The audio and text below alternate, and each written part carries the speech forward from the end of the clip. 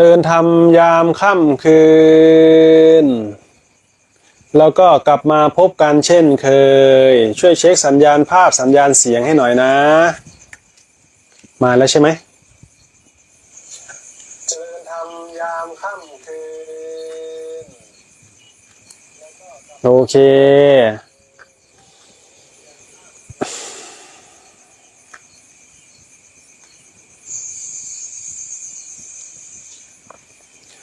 เอาคำถามที่ค้างเลยแล้วกันเนาะจะได้ตอบคำถามได้หลายๆคำถามหน่อย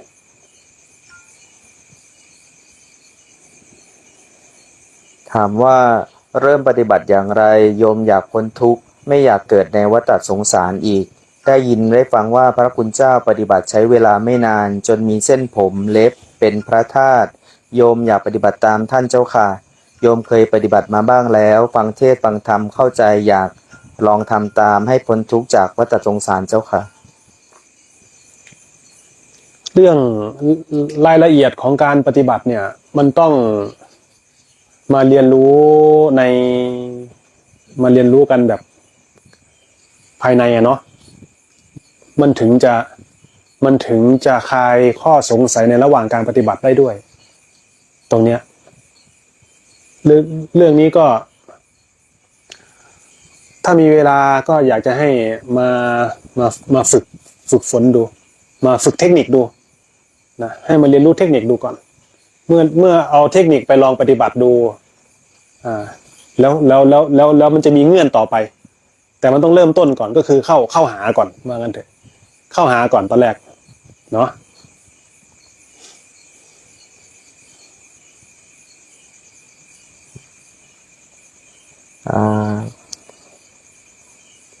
ขอพระอาจารย์ขยายความที่พระอาจารย์เน้นมากเรื่องกำลังถาม1ทำอย่างไรในการสร้างพัฒนากำลังรวมกันในปัจจุบัน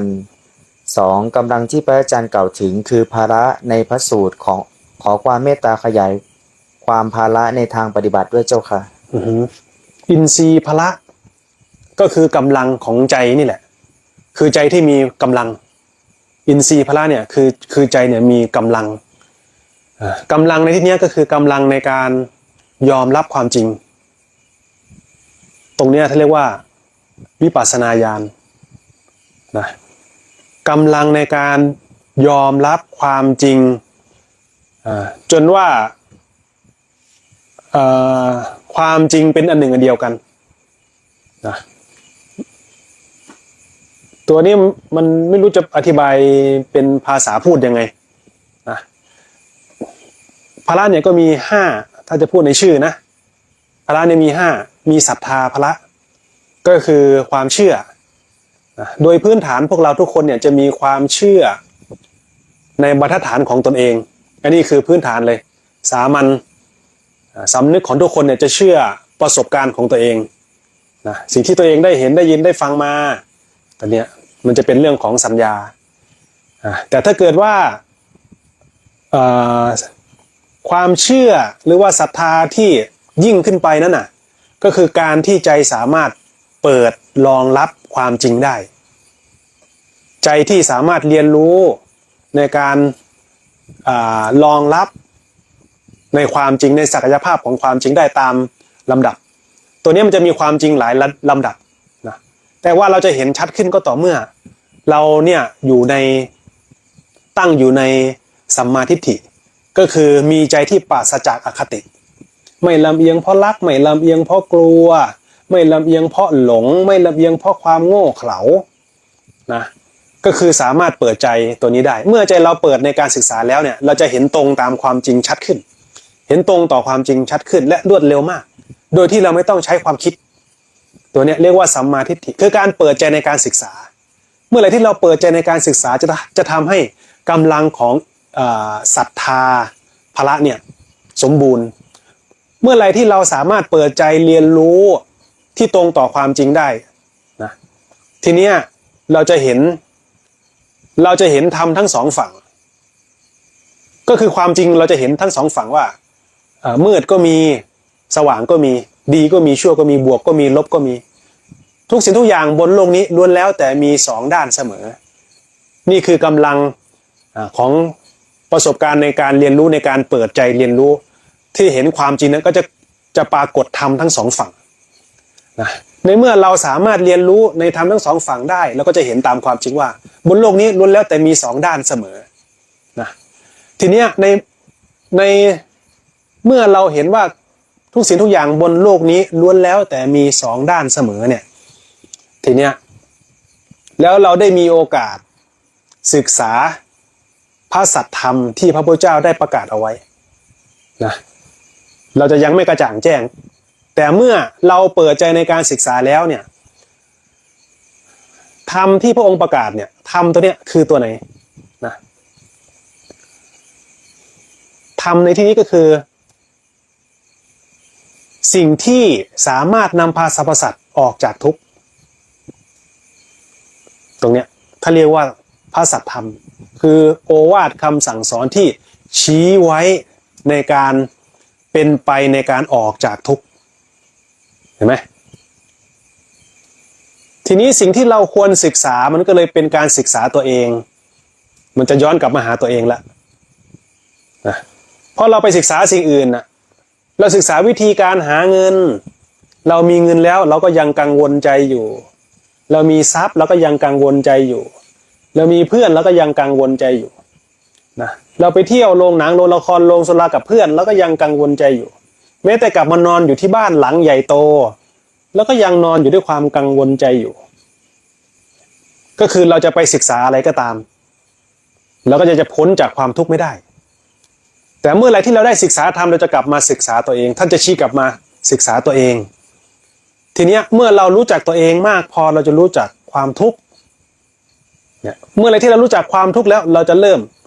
ทำยังไงเราจะพ้นจากความทุกข์ทีนี้เราจะเห็นธรรมเมื่อเราเปิดใจในการศึกษาตามหนทางที่จะนำพาให้ตนเองออกจากทุกข์เนี่ยเราก็จะเห็นว่าแม้ทุกสิ่งทุกอย่างบนโลกนี้จะมีสองด้านเสมอนะเหตุผลของเราที่เราเคยมีเราก็จะไม่วางใจเหตุผลของเขาที่เราเคยฟังเราก็เปิดใจรับฟังได้ไม่ได้ปิดกั้นเหตุผลของเราก็มีเหตุผลของเขาก็มีแต่เหตุผลของใครก็ตามที่เป็นไปในการเกื้อกูลประโยชน์ที่ตรงต่อความจริงและเป็นไปในการออกจากทุกข์ตรงนี้แหละท่านเรียกว่าเหตุผลแห่งธรรมเมื่อพูดความจริงที่ตรงไปตรงมาเนี่ยมันจะลงตรงนี้เมื่อไรที่เราปรากฏธรรมเกิดขึ้นเนี่ยเราจะรู้ตัวเองเลยว่าบนโลกนี้มีสองด้านเสมอแต่เราจะหมายเอาในสิ่งที่จะเกื้อกูลประโยชน์ให้เราออกจากทุกข์สิ่งไหนก็ตามที่จะสามารถเกื้อกูลให้เราออกจากทุกข์ได้เราจะถือเอาสิ่งนั้นตรงนี้เรียกว่าธรรมการศึกษาธรรมการปฏิบัติธรรมเลยก็มาถึงตรงนี้เมื่อศรัทธาเมื่อเราเห็นธรรมแล้วใช่ไหมเราก็จะไม่สงสัยพระพุทธเจ้าว่าสิ่งที่พระพุทธเจ้าสอนนะเราจะเห็นชัดเลยว่าท่านสอนหนทางเนี้ยจะประจักษ์ขึ้นมาเราก็จะเกิดศรัทธาในคำสอนของพระพุทธเจ้าพอเห็นธรรมคือเห็นสิ่งที่จะเกื้อกูลประโยชน์เราให้เราออกจากทุกข์นะทีนี้ก็จะเป็นขั้นสูงสุดของศรัทธาก็คือเชื่อมั่นในคำสอนของพระพุทธเจ้าเชื่อมั่นในพระพุทธเจ้าและเชื่อมั่นว่าแม้เรามีปัญญาเพียงน้อยนิดยังพอรู้พอเห็นตามได้ทำไมท่านองค์ที่มีความเฉลียวฉลาดยิ่งกว่าเราทำไมจะไม่มีตรงนี้เรียกว่าศรัทธาถึงพร้อมศรัทธาถึงพร้อมเนี่ยคือจะไม่หวั่นไหวในคำสอนของพระพุทธเจ้าคือยกเป็นธงชัยเลยว่าเราจะไม่มีเขาจะจ้างเรา1,000 ล้านให้คลายจากความเชื่อว่าพระพุทธเจ้าไม่มีเนี่ยมันไม่มีอะไรจะมาลบล้างได้เลยเพราะในโลกนี้ไม่มีสิ่งไหนจะมีคุณค่าจะมีมูลค่าที่จะเสมอเหมือนคุณแห่งพระพุทธเจ้าคุณแห่งพระสัทธรรมคุณแห่งพระอริยสงฆ์ไม่มีสิ่งไหนจะเสมอเหมือนได้เลยเนี่ยอันนี้คือศรัทธาถึงพร้อมเมื่อศรัทธาถึงพร้อมจะไม่หวั่นไหวในคุณแห่งรัตนตรัยนั่นเองนะอันนี้คือกำลังของศรัทธาพละเนาะก็คือกำลังของศรัทธาสองก็คือศรัทธาของกำลังอินทรีย์พละที่สองก็คือวิริยะนะวิริยะเนี่ยก็คือถ้าจะพูดตามคำเนี่ยนะยกคำว่าวิริยะเนี่ยวิริยะเนี่ย มันมาจากคำว่าวีระชนนะมันมีที่มาของมันตัวนี้แปลว่าความกล้าหาญวิริยะเนี่ยคือความกล้าหาญแต่พวกเราอาจจะคุ้นชินว่าวิริยะเนี่ยคือความเพียรใช่แล้วความเพียรจะนำพาให้เราไปสู่ความกล้าหาญความอาจหาญที่จะเผชิญกับความจริงนั่นเองเหมือนกับว่าเมื่อไรที่เรายังไม่มีกำลังเนี่ยความสงสัยความฟุ้งซ่านความเสื่องซึมความลังเลสงสัยความเพลินความเมาความหดหู่อคติความเข้าใจผิดความขี้เกียจขี้ค้านเนี่ยมันยังเต็มอยู่หัวใจเนี่ยกำลังของวิริยะก็จะไม่มีกำลังแต่เมื่อเรามีกำลังความเพียรคือเราลงมือปฏิบัติในการต่อสู้ในการฝึกฝนอบรมตนนะกำลังเราก็จะเกิดกำลังชัดขึ้นกำลังในที่เนี้ยก็คือการลงมือปฏิบัติตัวเนี้ยเรียกว่าวิริยะก็คือความเพียรนั่นเองที่พวกเรารู้จักกันเนาะทีเนี้ยเมื่อเราทำบ่อยๆทีเนี้ยเมื่อวิริยะเนี่ยเมื่อความเพียรเนี่ยมีกำลังชัดขึ้นจะกลายเป็นความกระตือรือร้นคือเราไม่ทำไม่ได้นะเหมือนกับว่ามันจะขาดอะไรไปบางอย่างถ้าเราไม่ได้ปฏิบัติในไม่นั่งไม่ได้ไม่เดินจงกรมไม่ได้ไม่ภาวนาไม่ได้เลยคือใจมันจะจ่อในการทำมันจะมีความขนขวายมีความกระหายเราเรียกนี้ว่าความกระตือรือร้นคือความกระหายในการทำความเพียรเนี่ยสำหรับคนที่มีกำลังของวิริยะแล้วจะเป็นอย่างนั้นทีนี้เมื่อความกระตือรือร้นมีกำลังและความกระหายในการทำความเพียรมีอยู่ในใจมันจะทำไม่กินข้าวได้ไหมไม่เข้าร่มมันจะเป็นเองเลยนะเมื่อสมบูรณ์แล้วเนี่ยมันจะกลายเป็นความกล้าหาญคือสามารถสละได้แม้แต่กระทั่งชีวิตเพื่อความเข้าถึงความพ้นไปคือตายได้เลยว่างั้นเถอะสละได้เลยว่างั้นเถอะตายก็ได้นะคือนี่แหละคือกำลังของวิริยะนะจะมีความกล้าหาญมากตรงเนี้ยนะเหมือนคนชนะสงครามนู่นนะเหมือนคนที่แบบโอ้โหแบบมันอาจหาญมากไม่กลัวใครนะสิ่งเนี้ยก็คือกำลังของสติที่เราเคยเปรียบเทียบให้พวกเราได้ฟังกันน่ะมันมีอยู่3ระดับเนาะระดับที่1ก็คือใบไม้แห้งลำดับที่2เนี่ยก็คือผลมะพร้าวลำดับที่3เนี่ยก็คือก้อนหินนะทำไมเราถึงเรียกว่าลำดับที่1เนี่ยเรียกว่าใบไม้แห้งคือเมื่อใบไม้แห้งเนี่ยร่วงหล่นลงไปในลำธารใบไม้แห้งก็จะไหลไปตามผิวของลำธารนะอันนี้คือตัวอย่างลำธารนี่คือกระแสของอารมณ์ใบไม้แห้งนี่คือการระลึกนะเราก็เห็นเด็กที่ป่วยเป็นโรคดาวน์ซินโดรมไหมนั่นคืออาการของสติที่อ่อนอยู่เหมือนใบไม้แห้งจะแปรปรวนรวดเร็วตามกระแสของอารมณ์หรือความคิดความอารมณ์ไปแบบไหนก็จะเปลี่ยนพลิกแล้วแต่อารมณ์แล้วแต่อารมณ์เลยว่างั้นเถอะคือเหมือนใบไม้แห้งไม่มีกำลังนะทีเนี้ยที่เปรียบเสมือนกับผลมะพร้าวเดี๋ยวจมเดี๋ยวลอยเดี๋ยวจมเดี๋ยวลอยเดี๋ยวจมเดี๋ยวลอยเนี่ยผลมะพร้าวที่ตกลงไปในลำธารเนี่ยเปรียบเสมือนกระแสของอารมณ์ความคิดนะผลมะพร้าวเนี่ยเปรียบเสมือนกำลังของสตินะจังหวะที่จมก็คือจังหวะที่สติมีกำลังอย่างเช่นเราอยู่ในเหตุการณ์สำคัญมีอุบัติเหตุเกิดขึ้นอย่างเงี้ยถ้าเราสังเกตเราจะเห็นการตั้งตัวของเราถ้าเราสังเกตเราจะสังเกตเห็นว่าเฮ้ยมันระวังตัวขึ้นมากำลังมันตั้งเข้ามามันรวมกันเข้ามาแล้วจังหวะที่มันลอยก็คือจังหวะที่เราอาบน้ำเข้าห้องน้ำเข้าห้องนอนเปิดประตูปิดประตูตึ้งเข้าบ้านแล้วกิเลสก็จะฟูออกมาเดี๋ยวจมเดี๋ยวลอยระมัดระวังตัวเดี๋ยวเผลออย่างเงี้ยเดี๋ยวจมเดี๋ยวลอยนี่คือสติระดับกลางๆก็คือเราท่านนะทีนี้คนที่ฝึกกำลังสติมีกำลังเราเปรียบให้เหมือนกับก้อนหินนะก้อนหินนี้ก็คือเวลาที่ก้อนหินตกลงไปในลำธารก็จะก้อนหินก็จะไปจมอยู่ใต้ลำธารกระแสของอารมณ์หรือความคิดเนี่ยผู้ที่มีกำลังสติดีแล้วเนี่ยก็จะเปรียบเสมือนก้อนหินคือเป็นผู้คอยเฝ้าสังเกตการเกิดขึ้นของอารมณ์ และการจากไปของอารมณ์ความคิดเกิดขึ้นแล้วความคิดนั้นก็ไปเห็นการตั้งอยู่คือการเกิดขึ้นแล้วอารมณ์ก็ดีความคิดก็ดีเกิดขึ้นแล้วก็แปรเปลี่ยนไปแล้วก็หายไปแล้วก็จากไปคือเป็นผู้เฝ้าสังเกตดูอารมณ์นั่นเองเฝ้าสังเกตดูความคิดนั่นเองนะอันนี้คือสติกำลังระดับก้อนหินนะถ้าจะพูดให้มันชัดขึ้นเนี่ยสติก็คือความระลึกได้นะความระลึกได้คืออะไรถ้าเราไม่เคยเห็นยายน้อยเราระลึกถึงยายน้อยได้ไหมไม่ได้นี่แหละเมื่อเราระลึกถึงยายน้อยไม่ได้สิ่งนี้แหละที่เรียกว่าการเจริญกุศลเรียกว่าที่ว่าการเจริญฌานเนี่ยหรือว่าการเจริญธรรมที่เป็นฝ่ายกุศลเนี่ยก็คือการระลึกอยู่ในอารมณ์ที่เป็นกุศลนะถ้าพวกเราเคยได้ยินเรื่องที่พระพุทธเจ้าตรัสเรื่องฌานสี่หรือว่าปฐมฌานทุติยฌานตติยฌานนะจตุตถฌาน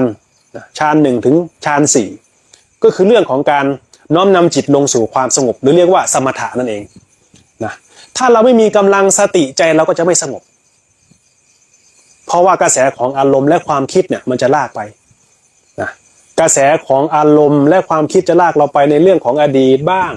เรื่องของอนาคตบ้างเรื่องของกามวิตกบ้างเราจะคิดวนเวียนอยู่ในเรื่องของกาม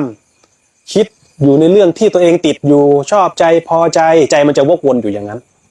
ทีนี้สติคือความระลึกได้เนี่ยถ้าเราไม่เคยเสียสละเนาะเราก็จะไม่รู้จักรสชาติของจิตที่เป็นอิสระเราจะรู้จักแต่รสชาติของการหาเอามาคือเราจะไม่รู้จักความเสียสละเราจะไม่รู้จักการปล่อยเมื่อเราไม่รู้จักการปล่อยเราก็จะระลึกไม่ออกว่า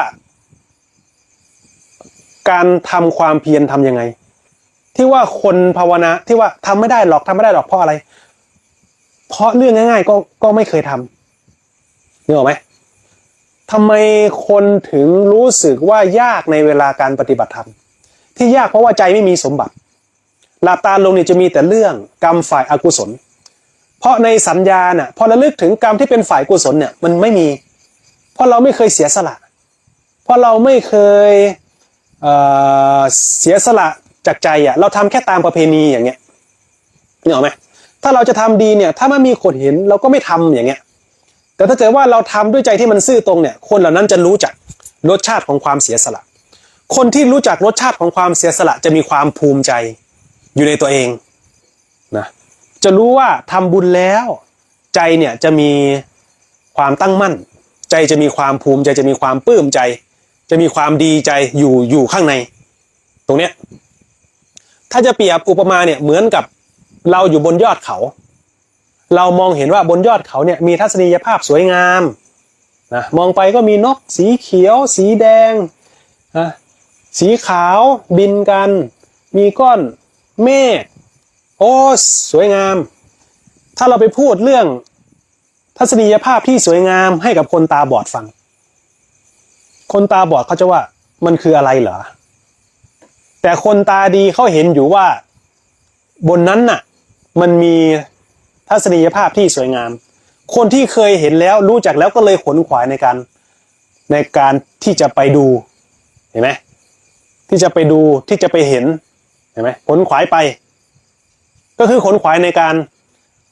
ทำกุศลให้เกิดขึ้นขนขวายในการทำความเสียสละให้เกิดขึ้นเมื่อความเสียสละเกิดขึ้นก็เป็นความภูมิใจพอเราทำบ่อยๆความภูมิใจก็เต็มอยู่ในใจไม่มีใครแย่งไปได้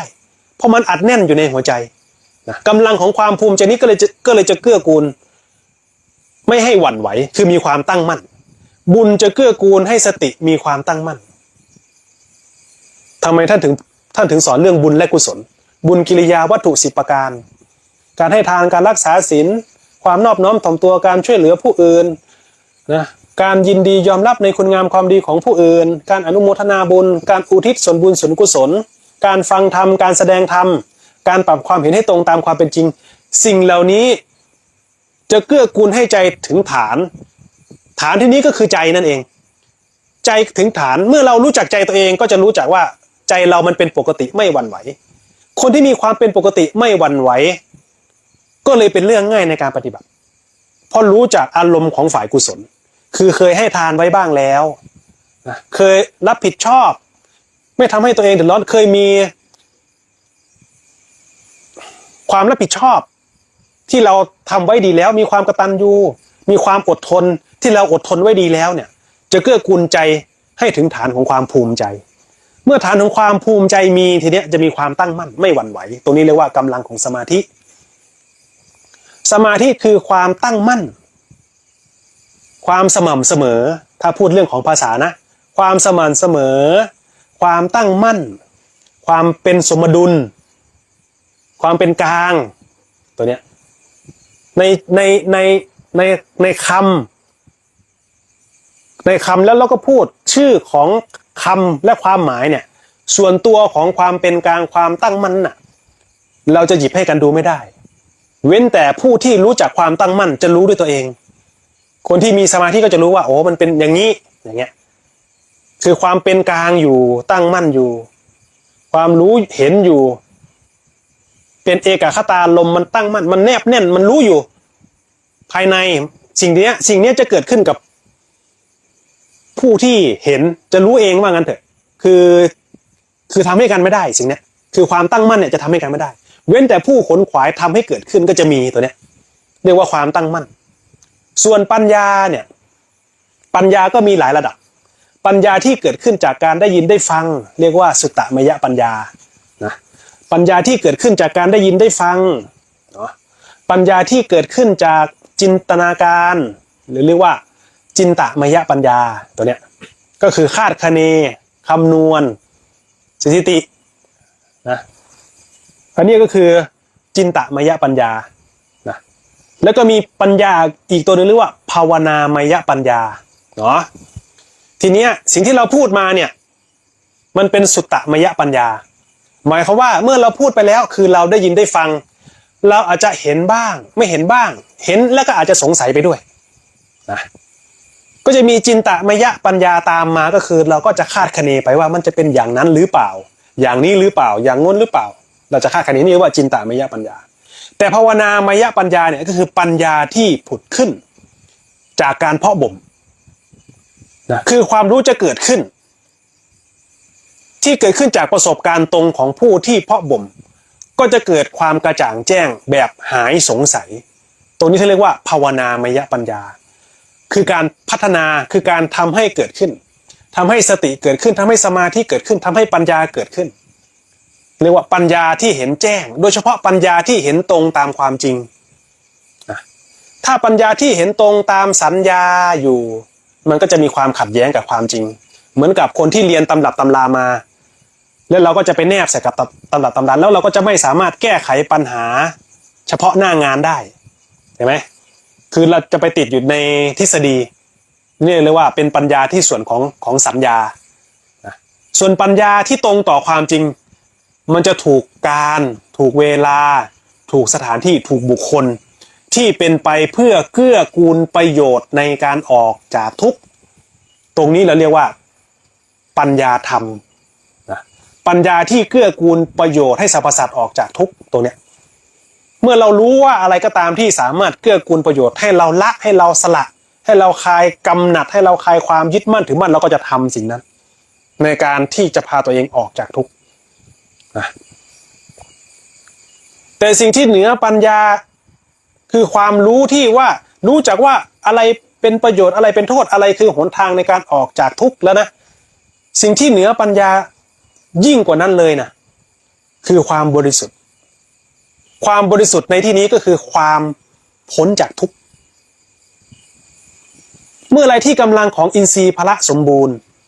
ศรัทธาสมบูรณ์วิริยะสมบูรณ์สติสมบูรณ์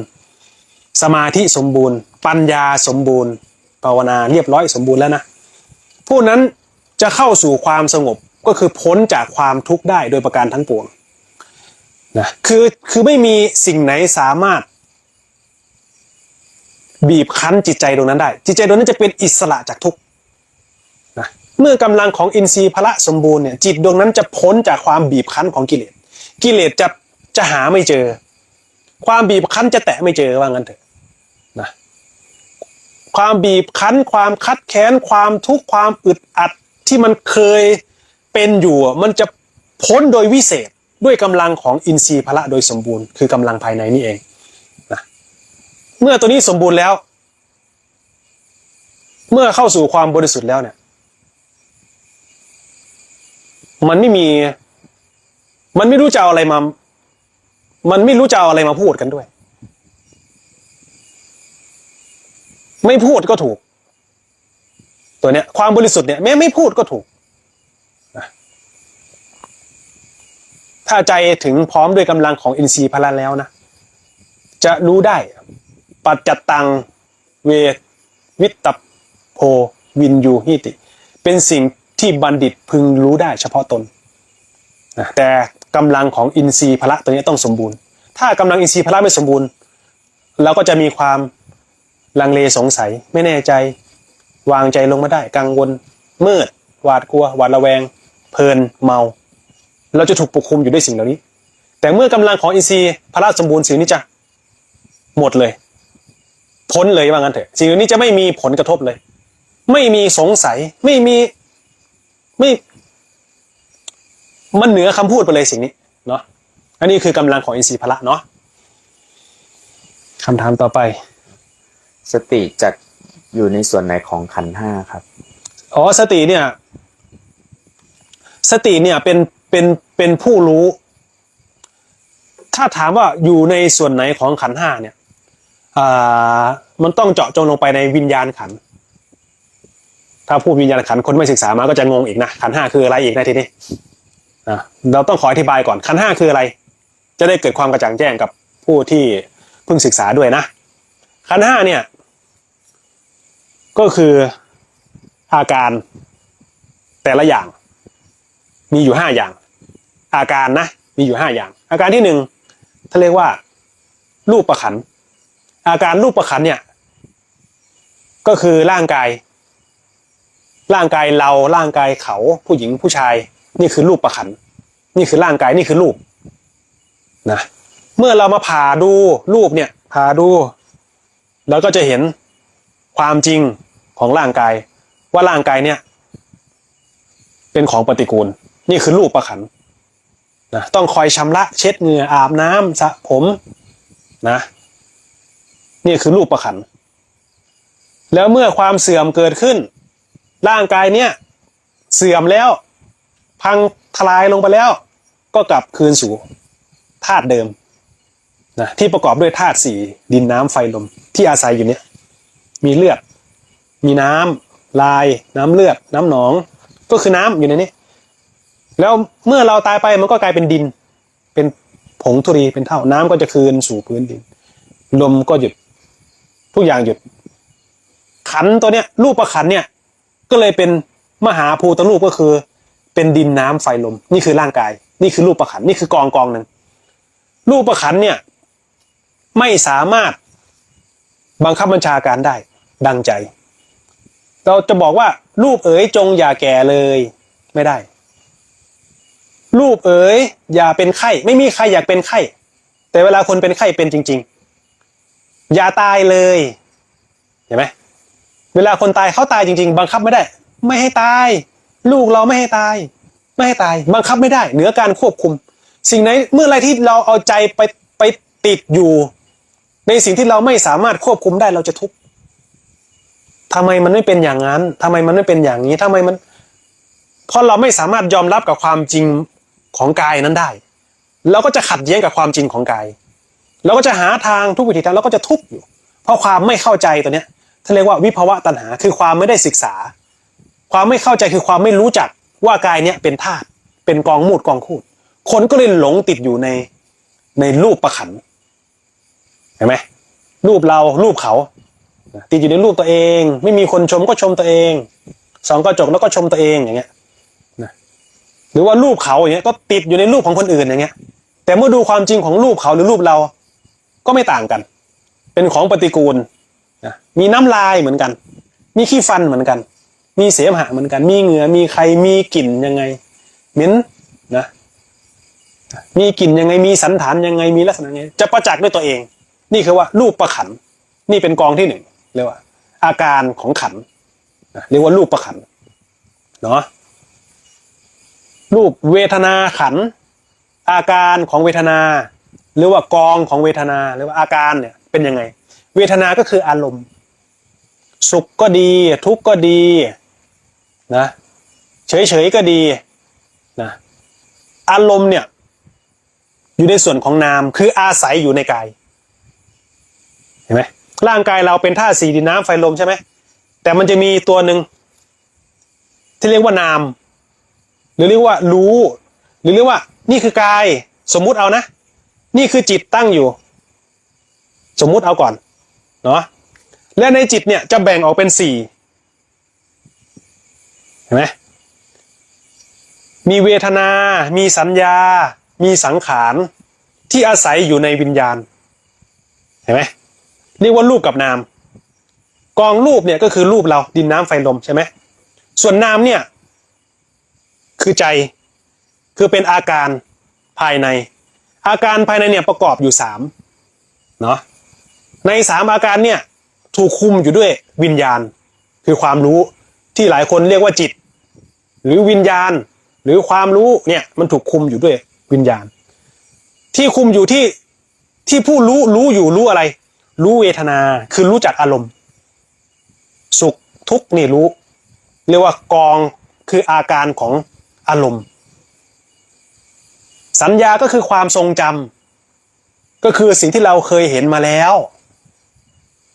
สิ่งที่เราเคยเห็นมาแล้วความทรงจำหรือจะเรียกอย่างหนึ่งว่าส่วนของอดีตเรียกว่าสัญญาขันธ์คืออดีตที่มันล่วงไปแล้วเนาะสังขารขันธ์เนาะสังขารขันธ์เนี่ยคือความคิดปรุงแต่งความคิดเนี่ยบางทีสิ่งนั้นยังไม่ได้เกิดขึ้นหรอกแต่เราคาดคะเนไปเองเราคิดไปเองตรงนี้เรียกว่าสังขารขันธ์หรือเรียกว่าความคิดหรือเรียกว่าจิตตสังขารเนาะแล้ววิญญาณขันธ์เนี่ยคลุมอยู่เราก็จะรู้อารมณ์บ้างเห็นไหมเรายกตัวอย่างในการทำงานเนาะตาเห็นรูปตาเราเนี่ยเหมือนกล้องวงจรปิดเป็นกล้องนะมันไม่ได้บอกว่าสุขหรือทุกข์นึกออกไหมตาเนี่ยทำแค่รับรูปเห็นไหมแต่ตัวที่บอกว่าสุขหรือทุกข์เนี่ยสัญญาเกิดขึ้นจากสัญญาความพอใจเกิดขึ้นจากอารมณ์ที่มันรวมเป็นเราคือมันเข้าใจว่ามีเราอยู่มันก็เลยมีความพอใจไม่พอใจเมื่อไรที่เรามีความพอใจอยู่ใช่ไหมเราเห็นรูปตากระทบรูปใช่ไหมตาเห็นตากระทบสัมผัสรูปปุ๊บใช่ไหมตาเนี่ยเห็นเฉยๆแต่ตัวที่บอกว่าชอบหรือไม่ชอบคือใจคือความรู้เนี่ยเป็นตัวตัดสินว่าจะชอบหรือไม่ชอบจะเชื่อหรือไม่เชื่อจะเห็นหรือไม่เห็นเนี่ยตัวนี้เรียกว่าวิญญาณขันธ์นะตัววิญญาณขันธ์เนี่ยก็จะถูกปกคลุมอยู่ด้วยความเพลินทีนี้เห็นไหมตรงนี้เรียกว่าส่วนของกิเลสที่ปกคลุมนะเมื่อเราถามถึงเรื่องสติก็ต้องพูดถึงเรื่องของกิเลสก่อนแล้วก็จะเมาอยู่ในความไม่รู้เสื่องซึมเมาในวัยในทรัพย์รูปเสียงกลิ่นรสสัมผัสความเพลินความเมาอยู่ด้วยความไม่รู้นี่แหละนะสติอยู่ตรงไหนทีนี้สติอยู่วิญญาณก็คือความรู้เมื่อความรู้มีกำลังชัดขึ้นมันก็จะทะลุออกมาเป็นขันธ์เห็นไหมเมื่อความรู้เนี่ยระลึกขึ้นมาชัดขึ้นเนี่ยคือสติมีกำลังเนี่ยจะสามารถแยกรายละเอียดของขันธ์ออกเห็นไหมอาศัยอยู่แนบอยู่ในตัวเนี้ยเป็นธรรมฝ่ายกุศลคือในใจเราเนี่ยมันเป็นสนามรบของกุศลและอกุศล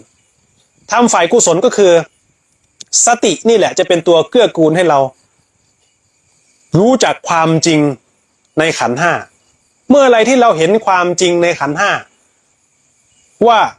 มันไม่จริงเราก็จะพ้นโดยวิเศษจากความบีบคั้นภายในเพราะความขัดแย้งเพราะความไม่รู้เพราะความไม่เข้าใจเราก็จะพ้นโดยวิเศษเพราะความกระจ่างแจ้งที่ตรงต่อความจริงเพราะเราควบคุมบังคับบัญชาการไม่ได้คนที่หลงติดอยู่ในขันธ์ห้าก็เลยทุกข์คำว่าหลงติดอยู่ในขันธ์ห้าก็คือ ใจเราไปติดอยู่กับสิ่งที่เราควบคุมไม่ได้ถ้าคนติดอยู่ในรูปก็จะอาลัยอาวรณ์อยู่ในรูปคนอื่นกลัวว่าเขาจะไม่รักถ้าคนติดอยู่ในอดีตเห็นไหม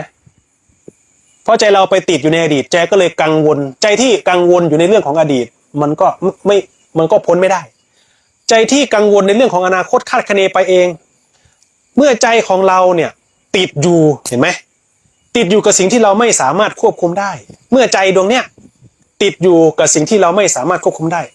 เราจะมีความกังวลเราจะวางใจลงไม่ได้เราจะกังวลในอดีตที่มันล่วงไปแล้วกังวลในอนาคตที่มันยังมาไม่ถึงกังวลว่าเขาจะชอบเราหรือไม่ชอบเรามันจะมีความกังวลอยู่แล้วก็มีความมืดความไม่กระจ่างแจ้งปกคลุมอยู่แต่เมื่อเราพัฒนากรรมฝ่ายกุศลทีเนี้ยเรารู้จักให้ทานเราก็จะรู้จักว่าความภูมิใจความถึงใจการสลัดคืนเราจะรู้จักรสชาตินี้เมื่อเรารู้จักรสชาติการสลัดคืนเราจะรู้จักรสชาติของการสลัดลูกความออกความพ้นเนี่ยเราจะเริ่มเห็นทางนี้มันจะสวนทางกันกับโลกสัญญาเนี่ยจะสอนให้เราแสวงหาในสัญญานะแต่วิชาเนี่ยจะสอนให้เราเอาออกตัวนี้จะสวนทางกันอวิชาจะสอนให้เรายึดถือส่วนวิชาจะสอนให้เราเอาออกเพื่อความเป็นอิสระจากกองทุกข์จากกองขันธ์ทั้ง5นี่เองคือเราจะต้องออกจากความยึดมั่นถือมั่นในกายนี้เราจะต้องออกจากความยึดมั่นถือมั่นในอารมณ์นี้ความพอใจความไม่พอใจเราจะต้องออกจากความยึดมั่นถือมั่นในอดีตเราจะต้องออกจากความยึดมั่นถือมั่นในความคิดเห็นไหมเราจะต้องออกจากความยึดมั่นถือมั่นในความรู้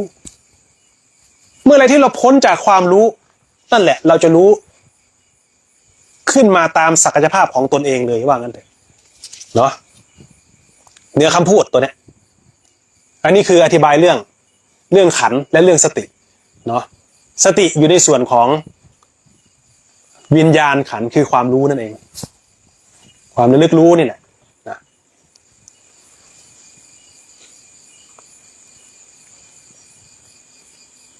กี่โมงแล้วล่ะ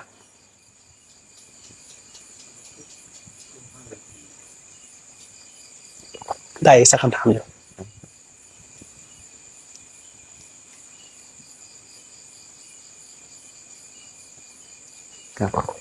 ขอโอกาสครับพระอาจารย์เจริญสติมาสักระยะหนึ่งค่อนข้างจะรู้สึกเฉยกับสิ่งภายนอกมากขึ้นแต่ก็ยังทำหน้าที่ที่จะประคองตัวแบบนี้ไปเรื่อยๆใช่ไหมครับเรียนรู้ยอมรับไม่ตัดสินฉบับย่อเลยนะเรียนรู้กับสิ่งที่เราจะต้องเผชิญแล้วก็ยอมรับกับความจริงนั้นเสียแล้วไม่ต้องไปออกความเห็นไม่ต้องไปตัดสินนะเรียนรู้ยอมรับไม่ตัดสินหลักของการปฏิบัติมันลงอยู่แค่นี้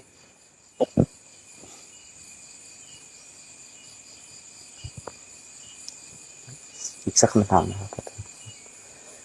กราบสาธุเจ้าค่ะขอถามพระอาจารย์ค่ะเวลาทำงานแล้วทำสมาธิไปด้วยเช่นการท่องพุทโธทำไมถึงหลุดง่ายจังเลยมีวิธีการแก้ไขอย่างไรเจ้าคะทำบ่อยๆเนาะฝึกบ่อยๆฝึกบ่อยๆ